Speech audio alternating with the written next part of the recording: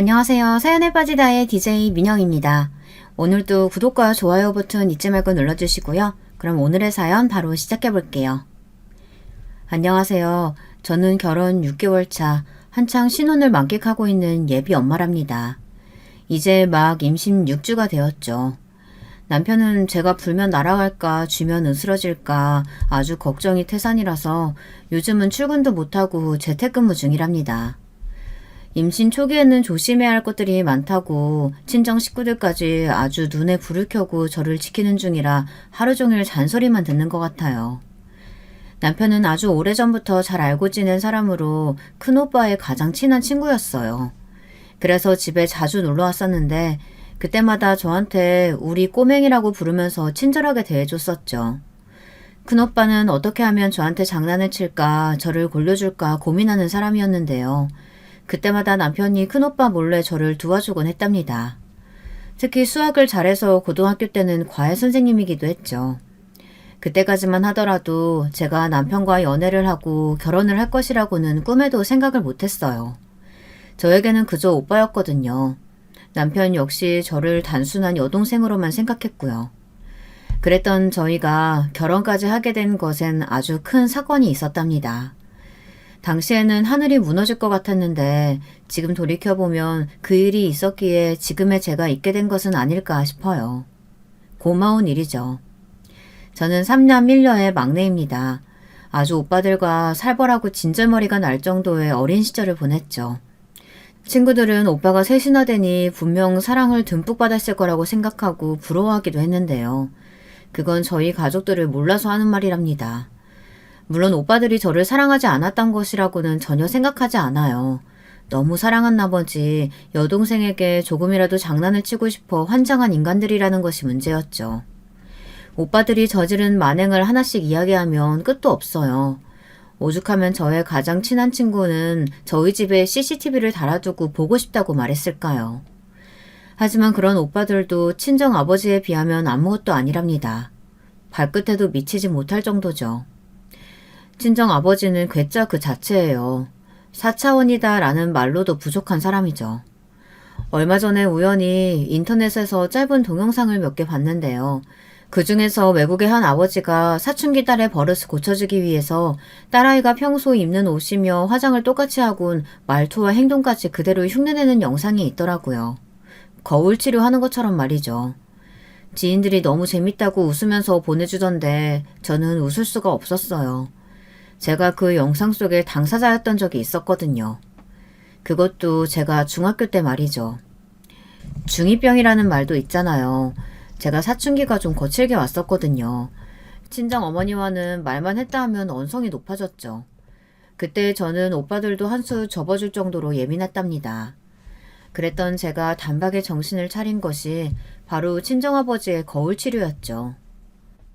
아빠, 지금 뭐 하는 거예요? 왜? 이쁘지 않아? 너 맨날 예쁘게 하고 다닌다며. 내가 패션 모른다고 그렇게 구박했으면서 왜? 나도 네 말대로 예쁘게 하고 다녀보려고 그러는 건데. 아무리 그래도 지금 뭘 입고 계시는지 아세요? 그리고 그 화장품 그거 전부 제 방에서 가지고 나오신 거죠? 우리 딸 하고 다니는 게 더 좋아 보여서 말이지. 립스틱도 발랐는데 어때? 머리부터 발끝까지 저를 흉내내고 있는 친정아버지의 모습을 보고 있노라면 정말이지 죽을 것 같더라고요. 금방이라도 터질 것 같은 짧은 치마에 머리는 또 어떻고요. 거기다 화장까지 해가지고는 지금 생각해도 소름이 돋네요. 사연을 듣고 계신 분들도 상상해보세요. 40대 후반의 아저씨가 그런 몰골을 하고 있다고 말이에요. 거기다 지금 같은 시대도 아니었잖아요. 정말이지 충격을 넘어 공포나 다름없었답니다. 가족들은 배를 잡고 웃었지만 말이에요. 저는 그날 이후 바로 모든 것을 정리했어요. 화장품은 물론 짧은 교복까지 모조리 쓰레기통에 던져 넣었죠. 친정아버지께서는 예뻐서 좋다고 하더니 왜 아깝게 버리냐고 말씀하셨지만 저는 단 한마디도 대꾸할 수가 없었어요. 친정아버지와 관련된 일화는 아주 끝도 없이 나올 수 있는데요. 또 한 번은 고등학생 때 친구들이랑 만화 캐릭터 분장을 하고 이벤트 행사에 참여하기로 했었는데 친정 아버지께서 너무 재밌어 보인다고 본인도 코스프레를 하고 참여를 했었답니다. 아빠, 어디를 가신다고요? 그 옷은 또 어디서 나셨고요? 그 이벤트 너무 재밌겠더라. 자기가 좋아하는 만화 캐릭터 옷도 입고 나온다며. 봐라, 아빠는 모처럼 보이냐? 알고 싶지 않아요. 진짜 왜 그걸 따라하세요? 나 진짜 해보고 싶어서 하는 것뿐이야. 내가 언제 또 이런 만화 캐릭터가 돼보겠어. 재밌어서 한 것뿐인데 왜 이렇게 싫어하는 거야? 그럼 좋아하겠어요? 어느 고등학생이 아빠랑 같이 코스프레 이벤트에 나가냐고요. 저의 절규에도 친정아버지는 끄떡도 하지 않으셨죠. 결국 저는 이벤트 행사장에서 친정아버지를 피해 다녀야만 했어요. 그런데 멀리서 봤지만 진짜 친정아버지께서 즐거워하시더라고요. 저는 저를 골탕 먹이고 싶어서 한다고 생각했는데 아니었습니다. 심지어 비서 아저씨랑 기사 아저씨까지 함께 아주 신이 나셨더라고요. 그 모습을 보는데 웃어야 할지 울어야 할지 감이 잡히질 않았답니다. 이 정도면 친정아버지의 괴팍한 행동이 어느 정도였는지 이해가 가시겠죠. 하지만 이런 아버지의 기행이 가끔은 제게 도움이 되었는데요. 2년 전에 그 사건도 친정아버지가 아니었다면 제 인생은 송두리째 달라졌을 거예요. 2년 전 저는 친구의 소개로 만나고 있던 남자가 있었어요. 평범한 직장인이었는데 재밌고 즐거웠죠. 말을 얼마나 잘하는지 함께 있으면 시간 가는 줄 모르겠더라고요. 오죽하면 제가 남자친구에게 북극에 가서도 에어컨을 팔 수 있을 인간이라고 했을까요? 하여튼 제게 웃음을 많이 준 남자친구는 그전까지 만났던 사람과는 좀 달랐어요. 처음으로 미래라는 것을 그려보기 시작했거든요. 그래서 프로포즈를 받았을 때 저는 조금의 망설임도 없이 그렇게 하겠노라고 약속을 했죠. 그리고는 바로 남자친구를 부모님께 소개했어요. 저희 부모님들은 오빠 때도 그랬지만 누굴 데려오든 반대하는 말씀을 꺼내신 적이 한 번도 없었어요. 자신들이 좋아서 하는 결혼이라면 무조건 응원한다는 쪽이셨죠. 그런데 저희 부모님께서 남자친구를 보고는 묘한 표정을 지으셨어요. 특히 친정어머니 표정이 이상했죠. 집에 돌아와서도 친정어머니께선 말없이 무언가를 생각하시더라고요. 그리고는 저를 따로 불러 정말 남자친구와 결혼할 생각인지 물어보셨죠. 처음이었어요. 오빠들 결혼할 때만 하더라도 한바구음을 짓던 친정어머니께서 심각한 얼굴을 하며 제게 확인을 하신다는 것이 신기했죠. 당시에 저는 남자친구와의 미래에 확신을 가지고 있었기 때문에 당연하다고 대답했는데요. 어머니께서는 그런 저를 뚫어져라 보시더니 알겠다고 하시고는 행복하게 잘 살기만 하면 된다고 말씀하셨어요. 남자친구는 부모님께서 허락해 주셨다는 말에 무척이나 기뻐했어요. 그리고는 당장이라도 결혼을 할 것처럼 굴었죠. 그런데 의외의 곳에서 브레이크가 걸렸어요. 전혀 생각지도 못했던 곳에서 말이죠. 그날은 토요일이었는데요. 제일 친한 친구가 잔뜩 화가 난 목소리로 전화가 왔더라고요. 그러면서 다짜고짜 제게 남자친구와 헤어졌느냐고 물었죠. 저는 영문도 모르고 갑자기 그게 무슨 헛소리냐고 답했어요. 그랬더니 친구는 왜 남자친구가 자기네 호텔에 와서 선을 보고 있느냐고 소리를 높이더라고요. 당연히 저는 그럴 리가 없다고 했죠. 남자친구는 급하게 회사에서 연락이 와 출근해야 한다고 해서 그날 함께 전시회를 보러 가기로 했던 것도 취소한 상태였거든요. 친구는 그럼 자기가 보고 있는 상황은 도대체 뭐냐며 제게 사진을 보내주었어요. 처음 보는 여자와 마주 앉아있는 남자친구의 모습이었어요. 어색한 듯이 미소를 지으며 이야기를 나누는 장면이었죠. 물구나무를 서서 봐도 선을 보는 남녀의 모습이었어요. 하지만 저는 쉽게 인정할 수가 없었습니다. 남자친구가 제게 거짓말을 했다는 사실을 믿을 수가 없었거든요. 그래서 거래처 사람일 거라고 말했지만 속으로는 어느 정도 의심을 하고 있었죠. 친구는 자신이 똑똑히 들었다고 하며 열을 내기 시작했어요. 도대체 이게 무슨 일인가 싶어 직접 자신이 서빙을 나갔다는 말까지 하더군요. 처음 일을 배울 때를 제외하고는 해본 적 없는 일까지 하며 두 사람의 이야기를 듣기 위해 가까이 다가갔던 친구는 확실하다며 단호하게 말했어요. 결혼하자고 했다며. 프로포즈까지 했다는 인간이 지금 다른 여자 만난다는 게 말이 되는 소리야? 너 당장 이리로 와봐. 와서 이 새끼 쥐어 뜯어놓던가 하라고. 혼자 못하겠으면 내가 도와줄 테니까. 그래봤자 너희 호텔에 뭐가 좋다고. 내가 따로 연락해서 이야기할게. 이 상황에서 우리 호텔 이미지 챙겨줄 정신이 어디 있냐? 네가 안 하면 내가 하리? 친구는 당장이라도 남자친구의 머리채를 잡을 기세로 이야기했지만 저는 오히려 담담하게 알아서 해결하겠다고 말했어요. 대신 부모님이나 오빠들에게는 절대 말해서는 안 된다고 하면서요. 그렇게 전화를 끊고 나니 좀 허탈하더라고요. 프로포즈를 받고 결혼을 약속한 것이 고작 일주일밖에 되지 않았는데 꿈인가 싶기도 했어요. 그렇게 잠시 소파에 누워있던 저는 친구에게서 받은 사진을 고스란히 남자친구에게 전송했습니다. 다른 말은 하나도 하지 않았어요. 얼마나 지났을까 남자친구로부터 전화가 왔죠. 저는 당연히 받지 않았고요. 남자친구도 발등에 불이 떨어졌다고 생각이 들었는지 계속해서 전화를 하더군요. 저는 6번째 벨이 울리고 나서야 전화를 받았습니다. 네가 무슨 이야기 들었는지 모르겠지만 아니야. 자기가 생각하는 거랑 전혀 달라. 내가 다 설명할 수 있어. 그러니까 제발 좀 만나자. 고작 지금 이 상황에서 할 말이 그뿐이야? 회사 일에 선을 보는 것까지 포함되어 있는 줄은 몰랐네. 거짓말한 건 진짜 미안한데 나도 이런 일이 있을 줄 몰랐어. 진짜야. 남자친구는 누나가 소개시켜줄 사람이 있다는 말에 조금도 의심하지 않고 나갔었다고 말했어요. 남자친구의 누나는 결혼해서 1년도 못 살고 이혼을 했었거든요. 남자친구는 그런 누나에게 재혼하고 싶은 사람이 생겨서 그러니 함께 봐달라고 해서 나왔다고 했죠. 그렇게 알고 나갔는데 사실은 선을 보는 자리였다고 아주 열변을 토하며 제게 설명을 하더군요. 남자친구의 설명을 듣는데 있을 법한 이야기라는 생각은 들었어요. 하지만 제일 중요한 사실이 빠져 있었죠. 왜 형님이 남자친구를 속여가면서까지 선을 보도록 만들었냐는 것이었어요. 형님이 왜 당신을 속여가면서까지 그런 자리를 만들었는데? 나랑 결혼한다는 소리 아직 집에는 안 했어? 부모님께 나 소개시켜주고 싶다고 했잖아. 아, 그거 당연히 집에 이야기했지. 그런데 다들 바빠서 좀처럼 시간을 맞추기가 어렵더라고. 누나가 왜 이렇게 나오는지는 글쎄 나도 잘 모르겠어. 남자친구는 제 질문에 허둥거리며 대답을 했어요. 그 말을 듣고 있노라니 이 사람이 숨기는 것이 있구나 싶은 생각이 들었죠. 그렇게 청산유수가 따로 없이 말을 줄줄 하는 사람이 더듬거리며 대답한다는 것이 딱 느낌이 오더라고요. 저는 남자친구에게 거짓말하지 말고 솔직하게 이야기해달라고 다그쳤어요. 처음에는 숨기는 것 없다고 부정하던 남자친구는 끈질긴 저의 추궁에 결국 속 시원하게 털어놓았습니다. 집에서 저를 반대한다고 말이죠. 사실 처음 만남을 시작했을 때 우연히 전시회장에서 시부모님을 만난 적이 있었는데요.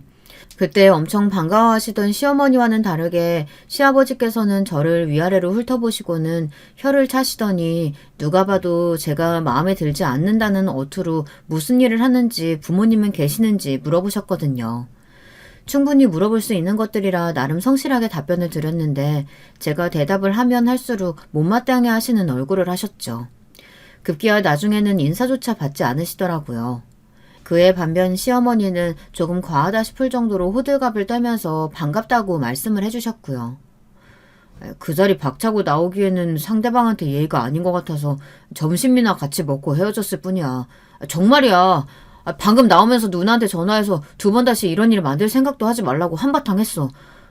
당신이 모르길 바랬는데 진짜 미안해. 남자친구는 자신에게는 그런 의도가 전혀 없었음을 피력하며 제게 용서를 구했죠. 저는 알겠다고 말하며 왜 집에서 저를 반대하느냐고 물었어요. 순수하게 궁금했거든요. 남자친구는 자신도 잘 모르겠다고 하며 그저 저하고 남자친구는 서로 어울리지 않는다는 말만 하셨다고 했어요. 그 이야기를 듣고 나니 더 영문을 모르겠더라고요. 미안해. 진짜 부모님이 왜 그렇게 나오시는지 모르겠어. 지금까지 앞뒤가 꽉 막혔다는 생각은 안 했는데 우리 부모님이 그런 사람이라고는 생각도 못했어. 아버님이야 그렇다고 해도 어머님까지 그렇게 나오신다니 좀 당황스럽네. 내 말이 엄마도 누나도 당신 그렇게 좋아하면서 언제 결혼할 생각이냐고 나 닥을 칠 땐 언제고 이렇게 하루아침에 태도를 싹 바꿔서는 진짜 이해할 수가 없어 정말. 남자친구의 말처럼 시어머니와 형님 그리고 저의 사이는 나쁜 편이 아니었습니다. 오히려 좋은 쪽이었죠. 같이 공연도 보러 가고 쇼핑도 다녔고요. 특히 형님의 경우에는 정말 제가 많이 도와드렸거든요. 형님은 상대방이 바람을 피우는 바람에 급하게 이혼을 결정하다 보니 정말 말 그대로 빈손으로 나왔더라고요. 결혼한다고 일도 그만뒀었던 상황이라 다시 사회생활을 시작하는데 어려움이 많았죠. 저는 그런 형님을 도와주고 싶었어요. 그래서 막내 오빠의 도움을 받아 직장도 소개시켜주고 우울증이 심하게 오는 것 같아 심리치료센터를 추천해주기도 했죠. 그런데 이렇게 사람이 돌변하다니 배신감마저 느껴지더군요. 남자친구는 가족들과 이야기해서 확실하게 하겠다고 큰 소리를 쳤어요. 썩 믿음직스러운 것은 아니었지만 그래도 저는 우선 알겠다고 대답하며 상황이 나아지기를 기다렸습니다. 하지만 제가 원하는 대로 흘러가지는 않더군요. 시어머니와 형님이 회사로 저를 찾아오셨거든요. 저는 웹툰 관련 일을 하고 있어요. 어릴 때는 직접 그리는 사람이 되고 싶었지만 그런 재능이 제게 전혀 없다는 것을 알고 나서는 웹툰과 관련된 일이라도 할 수 있다면 뭐든 다 할 것이라고 생각했죠. 물론 오빠들은 얌전히 친정아버지 회사에 들어가 일하기 바라셨지만 저는 전혀 관심이 없었습니다. 대신 죽어라 공부해서 지금 회사에 입사를 했어요. 여담이기는 하지만 친정아버지께서는 대리일 사이로 들어오셔서 회사를 물려받아 지금의 위치까지 올려두신 분이었어요. 항상 친정아버지께서는 능력도 없으며 회사에 숟가락 얹을 생각은 절대 하지 말라는 주의였어요.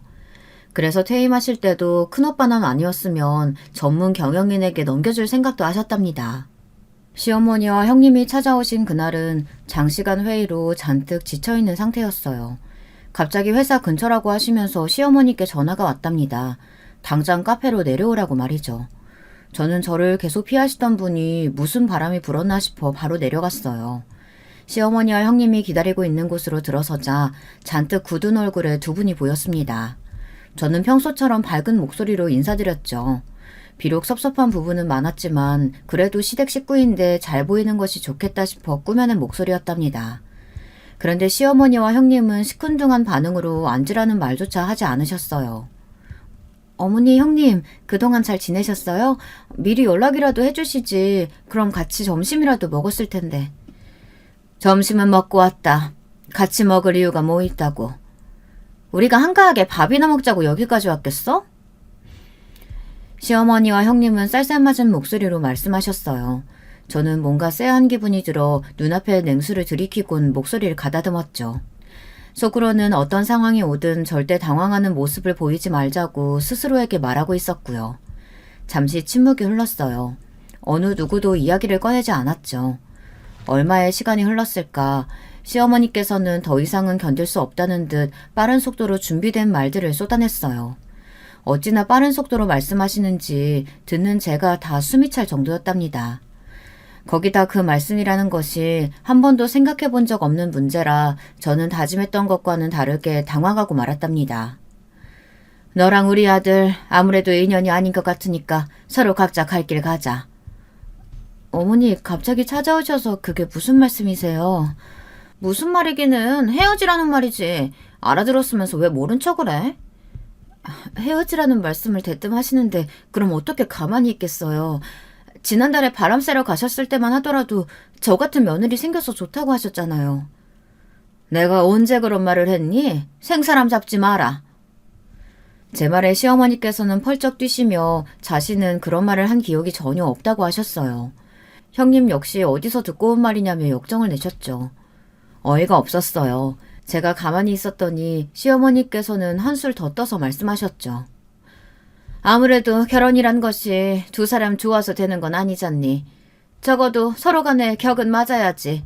집안끼리 비슷해야 하기도 하고. 그런 부분에서 보면 우리 아들이랑 너는 전혀 어울리지 않는 것 같구나. 집안끼리 차이가 난다는 말씀을 하고 싶으신 건가요? 천생연분이라고 하실 때는 언제고 이제 와서요. 시어머니와 형님은 정색을 하고는 긴 말하지 않겠다고 하시면서 헤어지라고 다그치셨어요. 제가 로맨스 웹툰을 담당하고 있다 보니 작품 속에서 이렇게 직장으로 찾아와 헤어지라고 말하는 경우를 보기는 했지만 실제로 이런 일이 벌어진다는 것은 상상도 못했거든요. 그 와중에 저는 역시 웹툰이나 웹소설의 이야기가 현실에 아예 없는 것은 아니라는 생각이나 하고 있었답니다. 저는 집안 수준을 언급하는 두 분을 말없이 가만히 보기만 했어요. 집안의 수준이라니, 격이라니. 형님과 시어머니께서 과연 우리 집에 관해 알고 하는 말인가 싶더라고요. 왜 말이 없니? 헤어지라는데 알겠다는 말은 해야 될 거 아니야. 사실 너도 이렇게 한쪽으로 기우는 결혼하면 좋을 거 하나 없다. 우리 아들 하나 보고 시집와서 계속 식구들 눈치만 봐야 할 거 아니야. 지금 제가 만약 포기하지 않는다면 시집살이 시키겠다고 겁을 주시는 건가요? 말 되게 이상하게 하네. 우리가 언제 겁을 줬다고 그래. 그리고 양심이 있으면 당연히 눈치 보고 설설 기워야지. 막말로 길 가는 사람들 붙들고 물어봐. 내 동생이 100번 1000번 아깝다고 할걸? 저도 모르게 튀어나온 비아냥거림에 형님이 바로 발끈하시며 제게 삿대질을 하더군요. 본인들도 찔리는 것이 있는지 얼굴이 붉어진 채로 언성을 높이는 모습이 우습기만 했죠. 저는 솔직하게 형님을 바라보며 그간 제가 도와드린 일이 얼마인데 이렇게 나오실 줄은 몰랐다고 말했어요. 그리고 선을 봤다는 사실까지 알고 있다고 했죠. 제가 그 사실을 알고 있다는 것까지는 못 들었는지 형님과 시어머니는 입을 떡하니 벌리곤 대꾸를 못하더라고요. 하지만 이내 뻔뻔스럽게 고개를 들고는 저를 가르치려는 말투로 거기까지 알면서 헤어지지도 않고 버티느냐고 하더라고요. 저는 시원하게 고개를 끄덕이며 알겠다고 하곤 자리에서 일어났습니다. 시어머니와 형님은 헤어지는 것 확실하냐고 물었지만 저는 대답도 하지 않고 나와버렸죠. 두 사람이 저를 찾아왔었다는 이야기를 남자친구에게 하자 자신은 전혀 모르는 일이라고 펄쩍 뛰더군요. 저는 남자친구에게 헤어지고 싶다면 확실하게 이야기하라고 했어요. 사실 낮에 일이 그리 유쾌하지 않았거든요. 형님과 시어머니 앞에서는 말대꾸까지 하며 강한 척 이야기했지만 속이 말이 아니었어요. 무엇보다도 집안을 들먹거리며 말씀하시는 것에 화가 치밀어 올랐죠. 그 와중에도 바보같이 저는 남자친구와 헤어진다는 것을 상상할 수가 없겠더라고요. 아마 사연을 듣고 계시는 분들은 무슨 저런 머저리가 다 있나 하실 겁니다. 답답하시겠죠. 저 역시도 누군가 이런 이야기를 한다면 가슴을 치며 당장 그만두라고 했을 것 같거든요. 그런데 당사자가 되니 그게 쉽지 않더라고요. 머리로는 이런 상황에서 헤어지는 것이 맞지 않을까 싶으면서도 막상 그 이야기가 입 밖으로 나오지는 않더라고요. 저는 남자친구에게 가족들이 반대하는 결혼을 이렇게 우리끼리 우긴다고 될 일은 아닌 것 같다고 말했어요. 남자친구는 그게 무슨 소리냐며 자신이 설득할 수 있다고 믿어달라고 했죠. 얼마 전까지 믿어달라고 했지만 결과는 같잖아. 그런데 뭘 또 믿어달라고 해. 회사까지 찾아와서 헤어지라고 말할 정도인데. 그건 정말 미안해. 그렇게 무턱대고 움직이실 줄은 상상도 못했어. 내가 다 알아서 할게. 우리 서로 좋잖아. 같이 있으면 즐겁고 서로 생각도 비슷하고 우리가 이렇게 좋다는데 부모님 반대 정도야 금방 넘을 수 있어. 남자친구는 과하다 싶을 정도로 단호하게 우리가 결혼해야 한다고 말했어요. 마치 눈에 불꽃이 튀기는 것 같은 기분이 들었죠. 그걸 의심했어야 하는데 저는 그 상황에서 남자친구가 정말 저를 사랑해서 함께하고 싶나 보다 착각을 하고 말았답니다.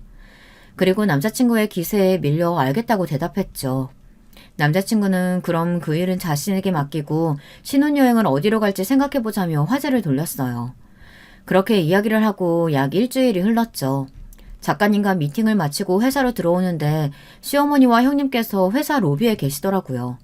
저를 보자마자 큰 소리로 저를 부르시더군요.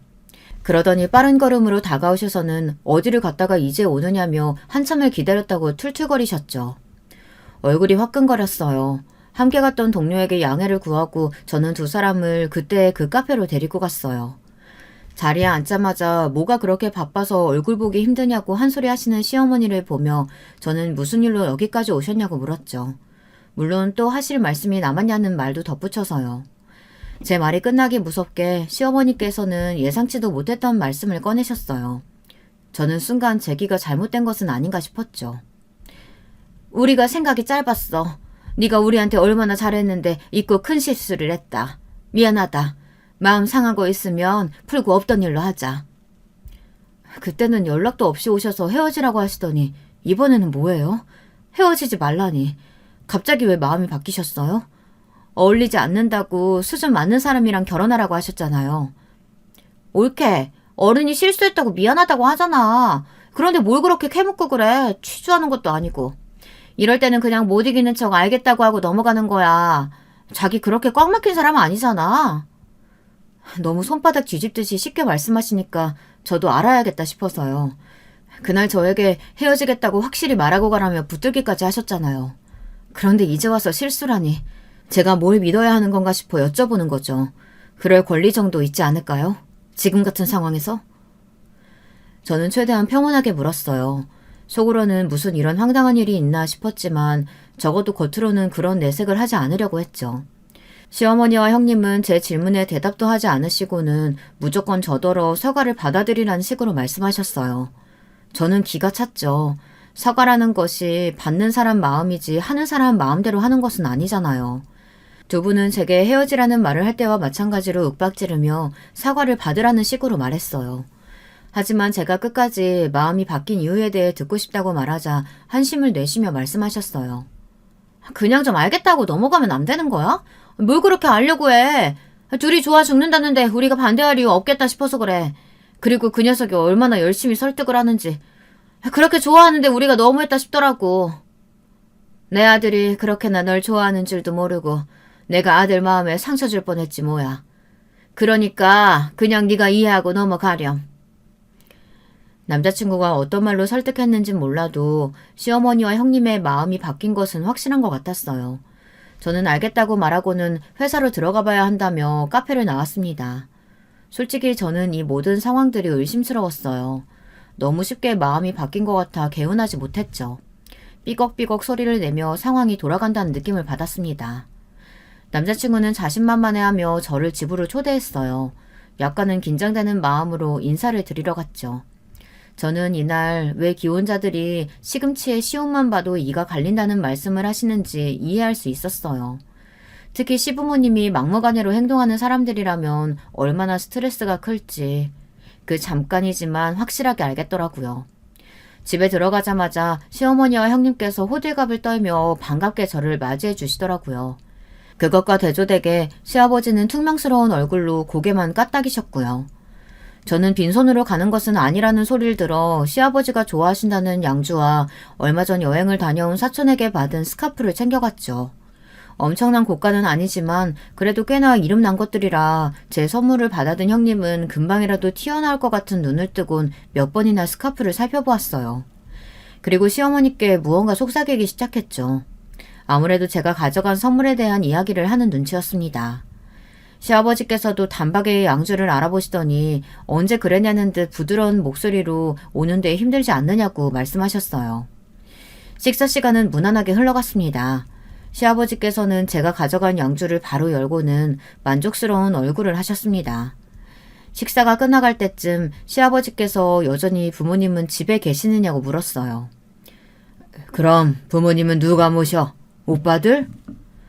아니요. 두 분이서 오붓하게 지내고 싶다고 하셔서 다들 분가해서 지내고 있어요. 집에는 저만 있고요. 설마 결혼해서 우리 아들더러 대릴 사회에 들어오라고 하는 건 아니겠지? 그런 이야기는 뭐하러 물어보세요. 거기까지는 아직 저희도 이야기해보지 않았어요. 남자친구가 나서서 시아버지께서 술이 과하신 것 같다며 말렸지만 시아버지께서는 그런 남자친구의 손을 뿌리치곤 저를 바라보며 대답해보라고 하셨어요. 저희 부모님들은 두 분이서 재미있게 살고 싶지 자식들 도움은 하나도 받고 싶지 않다고 말씀하시는 분들이라 대릴 사위에 대해서는 꿈에도 생각해 본 적이 없었거든요. 제가 부모님을 모시고 살아야 한다는 생각을 한 적도 없고요. 그런데 시아버지께서 제 대답을 듣기도 전에 선을 넘는 말씀을 하셨어요. 내 아들 힘들게 번 돈으로 호의호식하면서 사신다고 하시면 나는 절대 이 결혼 허락 못한다. 그리고 노후 즐긴다고 하지만 그거 백수라는 말이랑 뭐가 다르냐? 집에서 쌀이나 축 내고 돈이나 까먹는다는 말인데. 우리 아들이 버는 돈 단 1원도 그런 곳에 쓰이는 꼴 내 눈에 흙이 들어와도 못 봐. 저희 부모님은 자식들에게 손 벌리시는 분들 아니세요. 그리고 제가 모시고 살고 싶다고 해도 거절하실 분들입니다. 그러니 그런 식으로 저희 부모님 말씀하지는 말아주세요. 그렇다면 다행이지만 아무리 그래도 집에서 놀고 먹는 사돈이라니 참 어디다 말하기도 부끄럽게. 아버지 좀 가만히 좀 계세요. 왜 쓸데없는 말을 해서 분위기를 흐리세요. 남자친구는 허둥거리며 시아버지를 일으켜 세우고는 아무래도 먼저 들어가서 쉬셔야겠다고 말하며 안방으로 들어갔어요. 형님은 제 눈치를 보며 시아버지께서 원래 말을 생각 없이 하시니 너무 신경 쓰지 말라고 하더군요. 화제를 바꿀 요량인지 신혼여행지는 어디로 하고 싶은지 물어보셨지만 저는 아직 아무것도 생각하지 않는다고 말하곤 입을 꾹 다물었죠. 그 사건이 있고 나서 남자친구는 손이 발이 되도록 제게 빌었어요. 시아버지께서 평소에도 술을 드시면 말하고 싶은 대로 쏟아내는 편이라 그날도 자신이 무슨 소리를 하셨는지 전혀 기억을 못하고 계시다며 저더러 한 번만 용서해달라고 했죠. 보기에도 전혀 술에 취한 사람 같지 않았는데 그게 무슨 소리냐고 했더니 겉으로는 그렇게 보여도 사실은 술도 약하시고 금방 취하신다고 설명했죠. 시아버지께서 술이 깨고 나서 본인이 하셨던 말을 전해 듣고 제게 직접 사과하고 싶다고도 하셨지만 제가 불편할 것 같아 남자친구가 대신 사과한다고 하더라고요. 결혼에 관해 여러 가지 사건을 겪으면서 저는 점점 남자친구와의 결혼이 과연 옳은 것인지에 대한 의심이 들기 시작했어요. 그리고 남자친구를 처음 만나고 어머니께서 꼭 이 사람과 결혼을 해야 하냐고 물어보셨던 것도 기억이 났고요. 제가 그런 고민을 하고 있던 것과는 반대로 남자친구는 내일이라도 결혼할 것처럼 전투적으로 나섰어요. 그리고는 저를 보며 메리지 블루가 온 것 아니냐고 했죠. 갑자기 다른 사람과 가족이란 이름으로 묶인다는 것이 얼마나 신경 쓰이고 걱정되겠어. 자기 마음 충분히 이해해. 다른 신부들도 다 한 번씩은 겪는 일이라고 하더라. 그래도 막상 식장 들어가면 아무 생각 안 날 거야. 그러니까 걱정 말고 나 믿고 결혼 준비하는 거야. 알겠지? 저는 남자친구의 말에도 일리는 있다고 생각했어요. 결혼한 친구들도 메리지 블루 때문에 힘들었다고 하더라고요. 저는 결혼을 허락받는 과정에서 정신적으로 힘든 일이 많아서 그런가 보다 하고 떨쳐내려고 했죠. 당시 저희 부모님께서 결혼기념일을 맞아 해외여행을 떠난 상태셨어요. 그래서 상견례 날짜를 잡기가 꽤나 힘들었죠. 남자친구는 뭐가 그렇게 조급한지 부모님께서 언제 한국으로 들어오시냐고 하루에도 12번은 물어봤죠. 심지어 빨리 들어오실 수는 없느냐고도 하더라고요. 저는 기념일을 즐기시는 두 분에게 어떻게 그런 말을 하느냐고 딱 잘라 거절했습니다. 두 분이 한국으로 들어오셔서도 이것저것 집안 행사가 겹쳐지면서 저희의 상견례 날짜는 자꾸만 미뤄지고 있었죠. 그러던 어느 날이었어요. 남자친구가 회사 근처라고 하며 점심을 함께 먹자고 하더라고요. 그런 일이야 종종 있었으니 저는 가볍게 알겠다고 했죠. 식사를 하는데 남자친구가 진지한 얼굴로 묻고 싶은 것이 있다고 했습니다. 저는 갑자기 무슨 무게를 잡느냐고 놀렸지만 남자친구의 얼굴은 좀처럼 펴지지 않았어요. 자기야, 그 아버님 말이야. 요즘 뭐 하셔? 아버지? 워낙 동해본 적 서해본 적 하시는 분들이라 잘 몰라. 퇴직하시고 자기 하고 싶은 일 하면서 즐겁게 살겠다고 하셔서 우리 가족 누구도 묻지 않았거든. 왜? 나 아버님을 본 것 같아서 말이야. 남자친구는 정말 우연이었다고 하면서 친정 아버지에 대한 이야기를 꺼내더라고요. 이야기를 듣는데 저도 충격을 받을 정도였으니 남자친구는 오죽했겠어요. 회사 동료들이랑 택시 탔는데 아버님께서 운전을 하고 계시잖아. 나를 못 알아보신 건지 아니면 모른 척 해주신 건지 모르겠는데 택시를 몰고 계셨다니까? 앞에 기사 면허 보니까 확실히 자기 아버지 성함이었어. 자기 알고 있었어? 정말? 아버지가 택시를 운전하신다고? 남자친구는 어떻게 자식이 되어서 그런 것을 모를 수 있느냐고 했지만 친정 아버지라면 충분히 그럴 수 있거든요. 저는 알아보겠다고 말하고는 회사로 돌아왔어요. 그리고 바로 친정 엄마에게 전화를 걸어 자초지종을 물었죠. 친정 어머니께서는 대수롭지 않게 그렇다고 하시더라고요. 저는 퇴직하고 하고 싶은 일 하시면서 쉰다고 하셨던 분이 택시는 뭐냐고 물었죠. 너희 아버지 어렸을 적 꿈이 뭔지 알아? 택시 운전사야. 나 만나서 결혼해 우리 집안으로 들어오지 않았으면 평생 택시 몰면서 다니셨을 뿐이라고. 너도 알잖아. 얼마나 운전 좋아하셨는지. 기억 안 나? 아무리 그래도 택시 운전이라니. 미리 말이라도 해주시던가. 얼마나 놀랐는지 알아요? 친정어머니께선 친정아버지가 원해서 하는 일인데 놀랄 것이 뭐가 있냐고 웃으셨어요. 사실 친정아버지의 운전사랑은 유명했거든요. 한 번은 자기가 너무 운전이 하고 싶다며 비서 아저씨들이랑 박기사 아저씨를 집까지 데려다주고 오신 적도 있었고요. 아무리 그래도 택시를 운전하실 거라고는 상상도 못했던 저는 친정아버지를 누가 말리겠냐고 한숨을 내쉬었죠. 그런데 이 일이 바로 저의 파혼의 시발점이 될 것이라고는 아무도 생각하지 못했답니다. 상견례 전날 친정아버지께서는 제게 상견례에 조금 늦을 수도 있다고 말씀하셨어요. 약속 시간을 칼같이 지키시는 분이 의외다 싶었죠. 친정아버지께서는 섭섭해하는 저를 보며 무슨 일이 있어도 제가 행복해지는 방법만 생각하고 있다고 하셨습니다. 저는 친정아버지께 왜 그런 말씀을 하시냐고 물었지만 아버지는 웃기만 하셨죠. 상견례 날 일찍 도착한 친정어머니와 저는 미리 준비해둔 룸으로 들어갔어요. 아직 남자친구는 오지 않았더군요. 친정어머니와 이런저런 이야기를 하는데 시끄러운 소리와 함께 남자친구가 들어왔어요. 그 뒤로 시아버지와 시어머니의 모습도 보였죠. 그런데 두 분의 얼굴이 좀 이상하더라고요. 짜증이 잔뜩 나는 얼굴이라고 할까요? 저는 오다가 무슨 사고라도 있었나 싶어 남자친구에게 물었지만 남자친구는 별일 아니라고 말하면서 모르는 척 하라고 했죠. 곧 음식이 나오고 대뜸 시아버지께서 제게 친정아버지가 어디 가셨냐고 물어보셨어요. 조금 늦으신다고 연락이 와서요. 죄송합니다. 이런 분이 아니신데 오늘 무척 중요한 일이 있으셔서 어쩔 수 없다고 하셨어요. 중요한 일? 지금 사돈과 마주하는 자리보다 중요한 일이 뭐가 있다고? 하긴 남의 돈 버는 일이 쉽지는 않겠지. 아무리 그래도 우리 집안 무시하는 것도 아니고 이게 뭐야 도대체. 곧 오신다고 하셨으니까 조금만 기다려주세요. 정말 죄송합니다. 됐다. 아무리 생각해도 우리 아들이 아까워서 안 되겠다. 없던 일로 합시다. 시아버지께서는 처음부터 제가 마음에 들지 않았다며 자리에서 벌떡 일어나시더니 나가버리셨어요. 시어머니께서도 오늘은 날이 아닌 것 같다고 하시고선 나가버리셨고요. 남자친구는 갑자기 다들 왜 이러시냐며 허둥거리면서 따라 나가더군요. 당황스러움을 넘어 황당하기까지 한 상황에 저는 친정어머니를 바라보았어요. 의외로 친정어머니께서는 무척이나 침착한 얼굴로 저더러 따라 나가보라고 하시더라고요.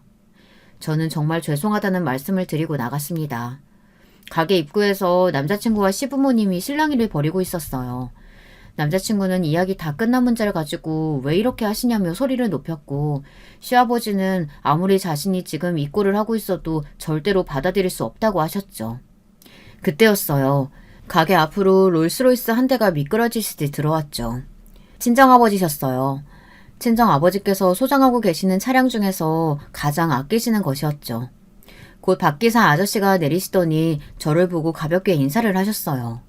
분명 큰오빠 차를 운전한다고 들었는데 갑자기 이게 무슨 일인가 싶더라고요. 거기다 더 어처구니 없는 것은 박기사 아저씨께서 뒷문을 직접 열어주고 계셨다는 것이었어요. 원래 친정아버지께서는 기업가 모임이 아니고서야 절대 이런 식으로 차에서 내리신 적이 없으셨거든요. 하지만 그런 아버지의 모습에 당황하는 사람은 저뿐만이 아니었어요. 박기사 아저씨가 제게 인사를 하는 순간부터 시아버지의 얼굴이 굳어가기 시작하시더니 친정아버지께서 차에서 내리시자 턱이 빠진 사람처럼 입만 벌리고 계시더라고요. 차에서 내린 친정아버지는 과거 출근하셨을 때와는 조금도 다르지 않은 모습으로 미소를 지으며 제게 손을 흔드셨죠. 그리고는 벌써 상견례가 끝이 났냐면서 늦어서 죄송하다는 말씀을 건네셨어요. 시아버지께서는 친정아버지가 내민 손을 물끄러미 바라보시더니 사시나무 떨듯 몸을 떨기 시작하셨죠. 어제 직접 제가 있는 곳으로 와서 좋은 말씀 많이 해주셨는데 제가 대접을 못해드린 것 같아서요. 간만에 어깨에 힘 좀 줘봤습니다. 과하다 생각하지는 말아주세요. 두 분 어제 만나셨어요? 아버지 계신 곳으로 오셨다니 그건 또 무슨 말씀이세요? 어제 사돈께서 몸소 내가 있는 택시회사로 오셨더라고. 너도 알고 있다고 들었는데 퇴직 후 무료하기도 해서 소일거리 삼아 택시 몰고 다니는데 어떻게 하셨는지 그 회사로 오셨더라고 사돈께서. 친정아버지의 말씀이 이어질 때마다 시아버지의 얼굴은 시퍼렇게 질려가다 못해 금방이라도 쓰러질 것처럼 식은땀마저 흘리고 계셨죠. 친정아버지께서는 그런 시아버지를 바라보시면서 웃고 계셨지만 저는 그 웃음이 무엇을 의미하는지 금방 알 수 있었어요. 아버지께서는 잔뜩 화가 나신 상태였죠. 딸, 너도 알고 있었니? 사돈께서 몇 년 전까지만 하더라도 사업을 하셨을 정도로 수완이 좋았다고 하시더구나. 그래서 나름 기사도 쓰면서 사셨다는데 혹시 들어본 적 없니? 그런 이야기는 처음 들어요. 이게 다 무슨 소리야? 나한테 그런 말 한 적 없잖아. 예전에 좋았었다는 이야기를 뭐하러 해. 지금이 중요하지. 그래서. 아니지. 그 이유가 아니지 않나 자네. 뭐 그 이야기는 나중에 하고 하여튼 어제 너희 사돈께서 과거가 그리우셨는지 대뜸 나한테 와서 이따위 택시나 몰지 말고 자기 기사나 하라고 말씀하시더구나. 얼마나 친절하신지. 안 그러냐 딸? 저는 너무 어이가 없어서 친정아버지의 말씀에 대답도 못하고 시아버지를 바라보았어요. 남자친구는 시아버지께서 알고 하신 말씀은 아닐 거라며 극구 부인하기 시작했죠. 친정아버지께서 워낙 운전을 잘하셔서 그런 말씀을 한 것 같다고 말하며 어떻게든 상황을 넘기려고 했지만 친정아버지께서는 고개를 저으며 말씀하셨어요. 그게 무슨 소린가? 사돈께서 오셔서 자기 아들 등골 빼먹을 생각하지 말고 자기 기사 노릇이나 하라고 하셨는데. 순간 저도 남자친구도 그리고 시부모님도 할 말을 찾지 못했어요. 친정아버지는 부드럽게 제 손을 잡아당기시더니 아무래도 결혼은 무리인 것 같다고 말씀하시며 저더러 친정어머니를 챙겨 내려오라고 하셨죠. 남자친구가 뭐라 말을 하려 했지만 친정아버지께서는 듣고 싶은 말은 그 어떤 것도 없다며 다른 손님들을 위해서라도 조용히 헤어지자고 하셨어요. 저는 집에 오는 동안 정신이 하나도 없었습니다. 친정어머니께서는 이미 알고 계셨는지 편안해 보이셨어요. 저는 왜 그런 일이 있었는데도 말씀하지 않으셨냐고 물었지만 친정아버지께서는 자신까지 찾아와 막말을 하는 시아버지에게 한 방 먹여주고 싶다고 하셨어요. 그리고는 제게 남자친구와의 관계도 정리하는 것이 좋을 것 같다고 하셨죠. 저 역시 그날의 일로 정신이 번쩍 들었기 때문에 아버지께서 말씀하시는 대로 하겠다고 했어요. 다음 날 남자친구는 아침부터 미친 듯이 제게 전화를 걸었지만 저는 받지 않았어요. 저는 온몸이 젖은 몸처럼 무거워 연차를 쓰고 하루 집에서 쉬기로 했죠. 낮에는 주치의 선생님께서 오셔서는 링거까지 주시더라고요. 저는 그렇게 반나절을 잠들어 있었어요. 제가 다시 깨어난 것은 밖에서 들리는 친정아버지의 고함 소리 때문이었어요. 살짝 열린 틈새로 남자친구의 모습이 보였습니다. 저희 아버지께서 실수하셨습니다. 제가 대신해서 사과드릴 테니 제발 결혼을 허락해 주십시오. 그만하지 그래. 자네 속셈 내가 모르고 있다고 생각하나? 자네가 내 딸 뒤에서 무슨 짓 저지르고 있는지, 자네가 왜 우리 딸이랑 결혼하고 싶어 하는지, 자네 부모님이 가지고 있는 빚은 물론 자네가 도박으로 생긴 빚까지 그 모든 빚 청산하고 싶어서 딸아이와 결혼하려는 속셈 모른 줄 알았냐고. 저는 친정아버지의 말에 그만 휘청하고 쓰러질 뻔했습니다. 남자친구에게 빚이 있다는 것도 몰랐지만 그것을 저와의 결혼으로 갚을 생각을 하고 있다는 거는 생각조차 못했거든요. 남자친구는 결혼 이후 그 많은 빚을 제 명의로 돌릴 생각이었던 것 같아요. 그동안 왜 그렇게 무조건 결혼을 외쳤는지, 당장이라도 식을 올릴 것처럼 굴었는지 모든 것이 이해가 되었죠. 저는 문을 박차고 나갔습니다. 그리고는 남자친구에게 달려들어 사정없이 그의 뺨을 내리쳤죠. 순식간의 일이라 남자친구는 방어조차 하지 못했어요. 저는 한 번만 더 내 앞에 나타나면 그때는 모든 것을 다 부숴버리겠다고 소리를 질렀어요. 남자친구는 이런 제 모습에 놀랐는지 뒤도 돌아보지 않고 집을 빠져나갔더라고요. 남자친구를 쫓아내고 나니 저는 진이 다 빠져버려 소파에 쓰러지듯이 누웠죠. 아버지께서는 가만히 저를 보시더니 헝클어진 머리를 정돈해 주시며 제 탓은 아무것도 아니라고 하셨어요. 눈물이 날 것 같았죠. 저는 이 일이 여기서 막을 내린다고 생각했어요. 하지만 그것은 저의 오산이었죠. 남자친구는 이미 제 이름을 도용해서 곳곳에서 도박 자금을 빌렸더라고요. 저도 모르는 사이에 제 이름으로 된 사채가 있더라고요. 도대체 저는 사인을 한 적도 없는데 무슨 수로 그런 돈을 빌렸는지 알 수가 없었어요. 친정 아버지께서는 당장에 고소하자고 하셨고 그때 저를 도와주었던 사람이 바로 지금의 남편이랍니다. 큰오빠에게 이야기를 듣고 왔다며 자신에게 맡겨두라고 살벌한 미소를 짓더라고요. 참 든든했죠. 남편은 남자친구가 제 명의를 도용했다는 증거를 준비해 검찰에 신고했고 사채업자들과의 삼자대면을 통해 돈을 빌린 사람은 제가 아니라는 것까지 만반의 준비를 했답니다. 알고 보니 형님과 남자친구의 합작품이더군요. 남자친구는 어떻게든 한 번만 눈 감아달라고 했지만 저는 그럴 생각이 조금도 없었죠. 남편은 두 번 다시 제 주변에 얼씬도 못하게 하겠다고 하더니 아주 조금의 틈도 주지 않겠다고 했고 실제로도 쉬지 않고 몰아붙이더군요. 덕분에 남자친구는 교도소에 수감되었답니다. 초밤이라 얼마 되지 않아 나오겠지만 아마 더 이상 재기는 불가능하지 않을까 싶어요. 사채업자들이 아주 이를 갈며 기다리고 있거든요. 다른 가족들이 어떻게 되었는지는 모르겠어요. 남편이 똥 밟았다 생각하고 기억에서 치워버리라고 조언해 주었거든요. 그리고 그 말대로 지금의 제가 행복하고 좋으니 기억나지도 않더라고요. 우연히 길에서 마주하지만 않았더라면 사연을 보낼 리가 없었겠죠. 뭐 그래도 괜찮습니다. 지금 이 순간 그 인간과 저의 행복지수 차이가 어마무지하거든요. 마지막까지 제 이야기 들어주셔서 정말 감사합니다. 안녕하세요. 저는 지방 사는 50대 중반 여자입니다. 매번 일하거나 쉴 때 사연을 들으며 지냈는데 저도 용기 내어 사연을 보내보려고 합니다. 주변에서 친구들도 저에게 제보해보라고 추천하기도 했고요. 제가 오늘 소개할 사연은 남편과 있었던 일인데요. 용기를 낸 만큼 끝까지 들어주셨으면 좋겠습니다.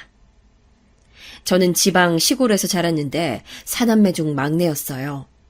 위로는 오빠 2명과 언니 1명이 있었는데 안타깝게도 엄마는 저를 낳고 몸이 안 좋아지셔서 바로 돌아가셨고 아빠가 혼자 사남매를 키우셨어요.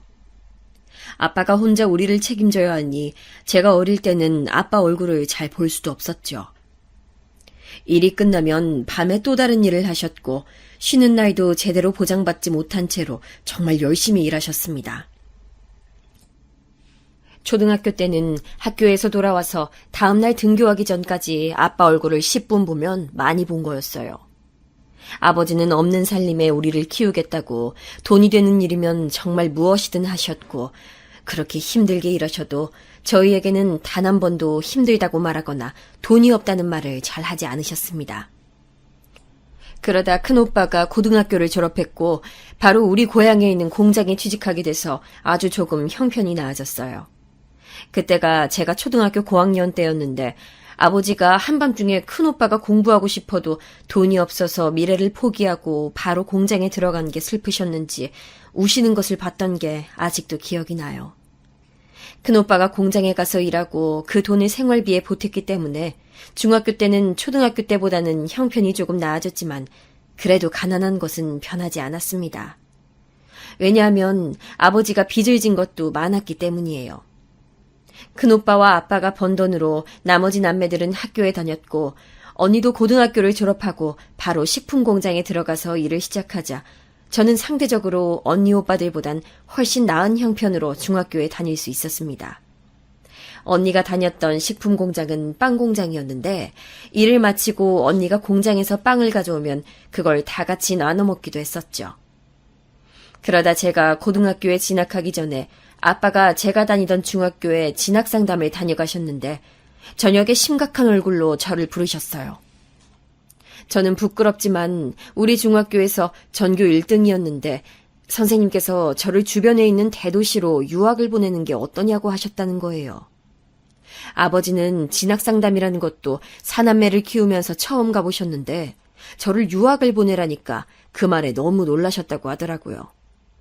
당연히 기분은 좋으셨지만 당신은 너무 걱정된다고 저보고 결정하라고 하셨죠. 하지만 제가 집에서 막내기도 했고 또 오빠들과 언니의 사랑을 독차지하며 컸기에 가족들은 저를 혼자 보낼 수는 없었다고 해요. 처음엔 하숙도 알아봤지만 몇 날 며칠간 가족회의를 한 결과 언니가 저를 따라오게 되었습니다. 언니는 고향에서 다니던 식품 공장을 그만두고 저와 같이 도시에 와서 자리를 잡게 됐어요. 저는 처음에 저 때문에 언니가 잘 다니던 직장을 그만두고 이사 오는 것이 참 미안했지만 언니는 언니 본인도 이렇게 발전된 도시로 오고 싶었다고 말하면서 저를 달래줬죠. 우와, 언니 저게 뭐야? 언니도 저건 처음 보는데? 이래서 사람은 도시로 가서 사나 보다. 우리에겐 이제 더 큰 세상이 있는 거야. 언니, 너무 신기한데 무서워. 언니가 옆에 있으니까 괜찮아. 걱정하지 마. 시골에 살던 저한테 도시는 정말 멋지고 대단했습니다. 그렇게 언니와 저는 학교 근처에 아주 작은 쪽방 하나를 얻었고 오빠들과 아빠는 고향에서 계속 지냈습니다. 언니는 동네에 있는 미용실에서 보조로 일을 시작하게 됐고 오빠들과 아빠는 돈을 벌면 우리에게 보내주었기 때문에 저는 고등학교에 다닐 때는 부족하지 않게 다닐 수 있었습니다.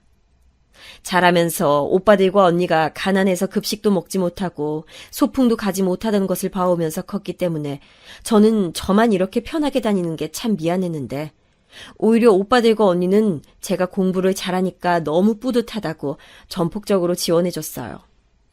제가 다녔던 고등학교는 도시에서도 공부를 잘하는 학생들만 가던 명문고였는데 저는 거기서 재영이라는 친구를 만나게 됩니다. 재영이는 학교에서 아주 유명한 친구였는데 잘생기거나 키가 큰 것은 아니었고 단지 집에 돈이 많아서 유명했어요. 재영이 아버지는 고기 장사를 하셨는데 워낙 유명해서 제가 살던 고향에까지 납품하던 곳이었거든요.